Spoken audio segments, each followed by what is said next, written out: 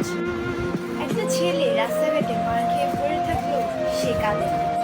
তাকে তার বাবা মা ইচ্ছে মতো বকা দিল, সে কাঁদে না, বরং শান্তি পায়। তাকে ক্লাস টিচার বেত দিল, সে কাঁদে না।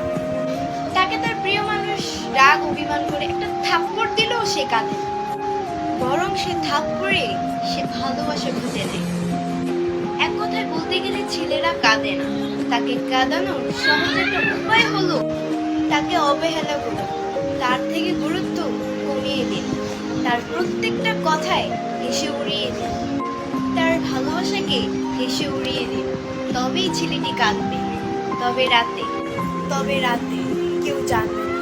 আপনি এইটুকু করে আপনি এক রাতে যতটুকু কাঁদাতে পারবেন, বাকি সারা জীবনও ততটুকু কাঁদাতে পারবেন না।